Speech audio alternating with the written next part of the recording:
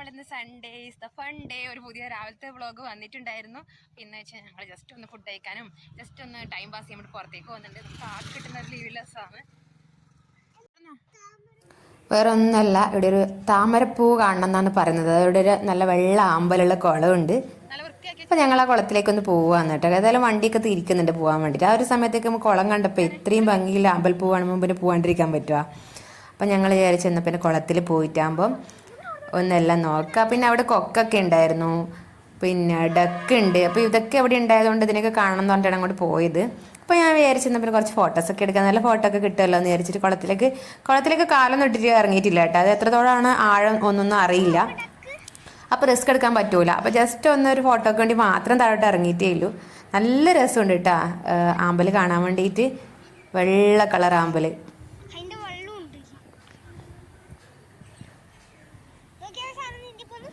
മാളുവാണ് video എടുക്കുന്നത്, അതുകൊണ്ട് കറക്റ്റായിട്ട് കിട്ടുന്നുണ്ടാവില്ല. പിന്നെ ആകപ്പാട് ഒരു മിനിറ്റ് തന്നെ നിന്നാൽ അധികമാണ്. അവൾ എടുത്തു തരാൻ നിൽക്കൂല, ക്ഷമയൊന്നും ഉണ്ടാവില്ല. പുറത്തിറങ്ങി കഴിഞ്ഞാൽ ഓട്ടാണ്. അപ്പം ഞാനൊരു ഫോട്ടോക്ക് വേണ്ടി അവിടെ നിർത്തിയിട്ടുണ്ട്. ഇപ്പം നല്ല അടിപൊളി കാലാവസ്ഥയാണ് ഇവിടെ. നല്ല ചെറിയൊരു മഴക്കാറുണ്ട്, ചൂടൊക്കെ പോയി. അപ്പോൾ അതാ വണ്ടി തിരിച്ച് വരുന്നുണ്ട്. വണ്ടി പോകാൻ സമയം. അപ്പം ഞങ്ങളിത് ഫുഡ് കഴിക്കാനാണ് പോകുന്നത് കേട്ടോ. ഞങ്ങൾ ഫുഡ് കഴിക്കാൻ സമയമാകുമ്പോൾ തന്നെയാണ് വീട്ടിൽ നിന്ന് ഇറങ്ങിയത്. അപ്പോൾ നമ്മളിതാ റെസ്റ്റോറൻറ്റിലേക്ക് കയറിയിട്ടുണ്ട്. കയറുമ്പോൾ തന്നെ അടിപൊളി വൈബാണ്. അടിപൊളി ഒന്നും പറയാനില്ല. ഞാൻ വാഷ് ബേസിൻ്റെ മിററൊക്കെ ഒന്ന് നോക്കി. നല്ല ബാക്ക്ഗ്രൗണ്ടൊക്കെ നല്ല അടിപൊളിയാണ്. അപ്പം ഞങ്ങളൊരു 3 ഫാമിലി ഉണ്ടായിരുന്നു. അപ്പം ഞായറാഴ്ച വെച്ചാൽ എല്ലാവർക്കും ലീവ് ലെസ്സുണ്ട്. അധികം ആൾക്കാരും ഫ്രീ ആയിട്ട് ഇരിക്കുന്നതുകൊണ്ട് എല്ലാവരും പുറത്ത് പോകാമെന്നുള്ളൊരു മെൻറ്റാലിറ്റി ആയിരിക്കും. കാരണം ആ ഒരു ദിവസം മാത്രമേ നമുക്ക് ലീവ് കിട്ടുന്നുള്ളൂ. നല്ല ഇവിടുത്തെ ട്രഡീഷണൽ മുള കൊണ്ടുണ്ടാക്കിയ പല സാധനങ്ങളും അവിടെ ഇങ്ങനെ വെച്ചിട്ടുണ്ട് കാണാൻ വേണ്ടിയിട്ട്. അപ്പോൾ ഞങ്ങൾ 2 ടേബിൾ മുട്ടിച്ചിട്ടിട്ട് 3 ഫാമിലിയും കൂടി ഒരുമിച്ചിരുന്നു. അപ്പോൾ കുട്ടികൾക്കൊക്കെ സന്തോഷമാണ്, ഒരുമിച്ചിരിക്കാൻ പറ്റിയ അവസരം അല്ലേ.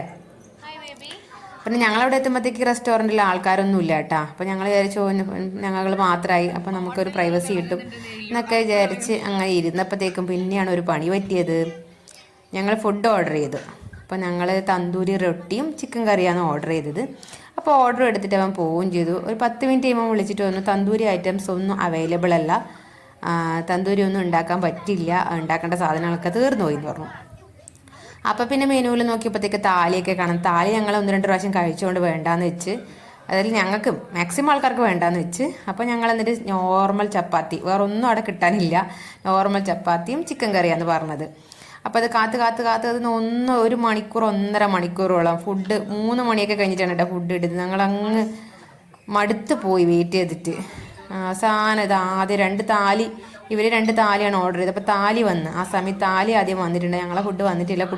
കുട്ടികൾ ഫ്രൈഡ് റൈസാണ് ഓർഡർ ചെയ്തത്. അപ്പോൾ ഏതായാലും അവരെ താലി ആദ്യം വന്നിട്ടുണ്ട്. അപ്പോൾ താലിയിലുള്ള മെനു എന്ന് പറഞ്ഞാൽ ഇതാണ് കേട്ടോ. പായസം അടക്കമുണ്ട്. ഇതാണ് താലി, വെജ് താലിയാണ് പറഞ്ഞത്. കാരണം ഞങ്ങൾ ഓൾറെഡി ചിക്കൻ കറി ഓർഡർ ചെയ്തിട്ടുണ്ടായിരുന്നു, അതുകൊണ്ട് പിന്നെ നോൺ വെജ് താലി പറഞ്ഞിട്ടുണ്ടായിരുന്നില്ല.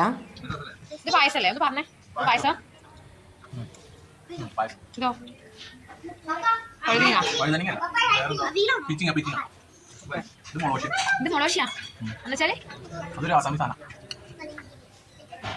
എങ്ങനെയുണ്ട്?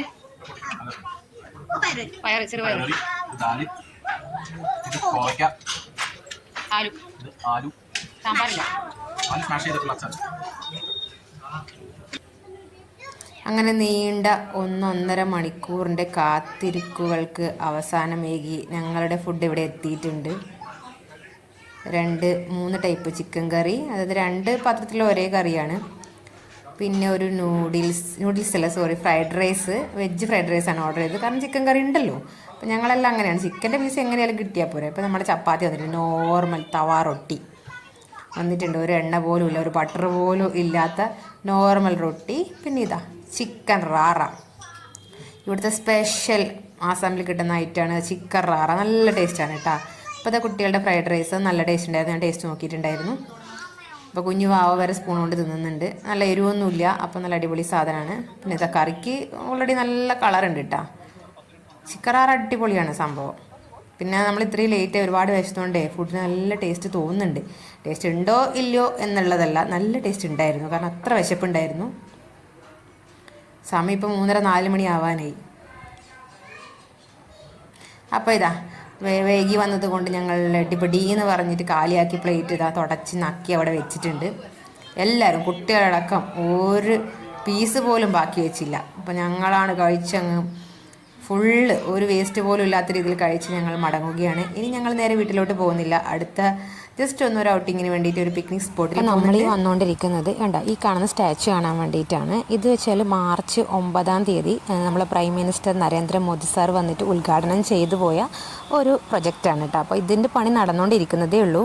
അപ്പോൾ ഇത് വെച്ച് കഴിഞ്ഞാൽ ലച്ചിത് ബോർപൊപ്പൻ എന്ന് പറഞ്ഞു കഴിഞ്ഞാൽ ആസാമിലത്തെ അഹോം രാജവംശത്തിലെ ഒരു അദ്ദേഹത്തിൻ്റെ ശവകുടീരമാണ് ഈ കാണുന്നത്. അപ്പോൾ ഇവിടെ എന്ന് വെച്ച് കഴിഞ്ഞാൽ ആൾക്കാർ വന്ന് പ്രാർത്ഥിക്കുന്നൊക്കെ ഉണ്ട്. അപ്പോൾ ഈ ആസാമിലത്തെ അഹോം രാജവംശത്തിൽപ്പെട്ട ഈ സൈന്യാധിപൻ്റെ ഒരു സ്റ്റാച്ചു ഇവിടെ ഉണ്ടാക്കിയിട്ടുണ്ട്. ഇതാണ് ഈ ആസാം എന്ന് വെച്ചാൽ ആസാമിലെ ഏറ്റവും ഉയരത്തിലുള്ള പ്രതിമ എന്നറിയപ്പെടുന്നത്.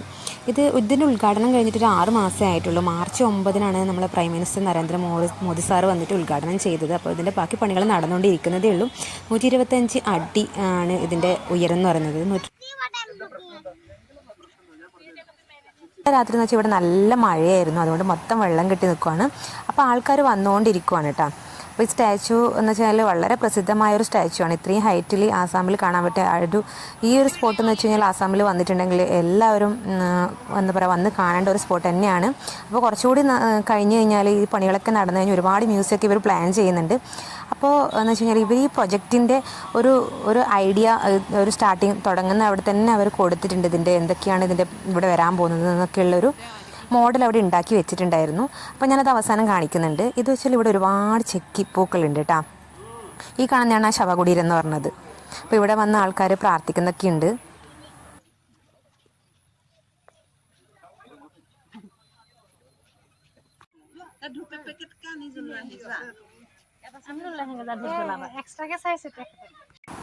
അപ്പോൾ ഈ ചെക്കിപ്പൂവിൻ്റെ കുറേ അതിൻ്റെ ഇടയിൽ നല്ല ചുമന്ന കുഞ്ഞു കുഞ്ഞു കുരുക്കൾ ഇത് കഴിക്കുമെന്ന് എനിക്ക് അറിയില്ലായിരുന്നു.